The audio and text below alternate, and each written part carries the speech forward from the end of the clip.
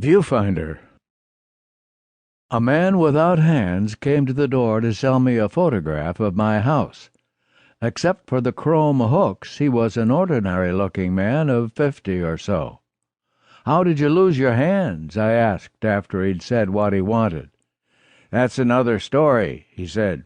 "You want this picture or not?" "Come in," I said. "I just made coffee." I'd just made some Jell-O, too, but I didn't tell the man I did. "I might use your toilet," the man with no hands said. I wanted to see how he would hold a cup. I knew how he held the camera. It was an old Polaroid, big and black. He had it fastened to leather straps that looped over his shoulders and went around his back, and it was this that secured the camera to his chest. He would stand on the sidewalk in front of your house, locate your house in the viewfinder, push down the lever with one of his hooks, and out would pop your picture. I'd been watching from the window, you see. "Where'd you say the toilet was?" "Down there, turn right." Bending, hunching, he let himself out of the straps. He put the camera on the sofa and straightened his jacket. "You can look at this while I'm gone."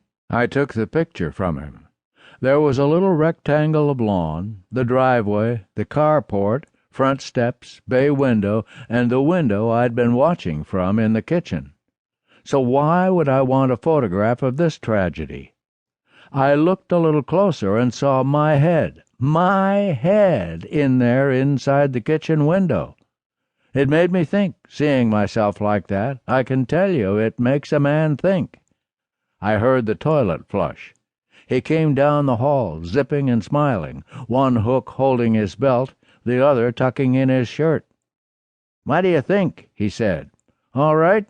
Personally, I think it turned out fine. Don't I know what I'm doing? Let's face it, it takes a professional." He plucked at his crotch. "Here's the coffee," I said. He said, "You're alone, right?" He looked at the living room. He shook his head. Hard, he said.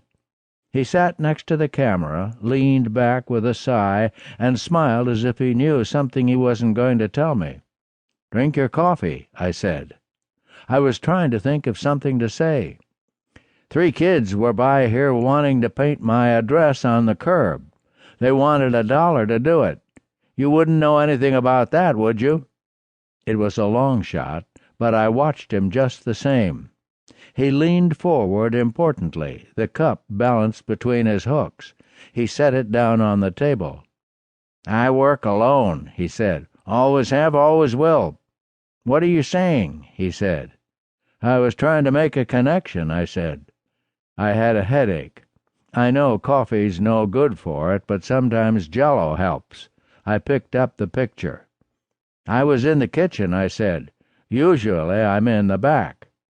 "Happens all the time," he said. "So they just up and left you, right? Now you take me, I work alone. So what do you say, you want the picture?" "I'll take it," I said.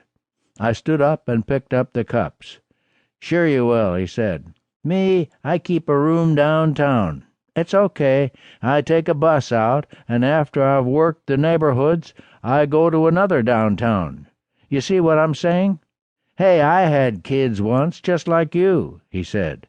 I waited with the cups and watched him struggle up from the sofa. He said, "They're what gave me this." I took a good look at those hooks. "Thanks for the coffee and for the use of the toilet. I sympathize." He raised and lowered his hooks. "Show me," I said. "Show me how much. Take more pictures of me and my house." "It won't work," the man said. "They're not coming back." But I helped him get into his straps. "I can give you a rate," he said. "3 for $1, he said. "If I go any lower, I don't come out." We went outside. He adjusted the shutter. He told me where to stand, and we got down to it. We moved around the house. Systematic. Sometimes I'd look sideways. Sometimes I'd look straight ahead. "Good," he'd say. "That's good," he'd say, until we'd circled the house and were back in the front again. "That's 20. That's enough." "No," I said. "On the roof," I said. "Jesus," he said. He checked up and down the block.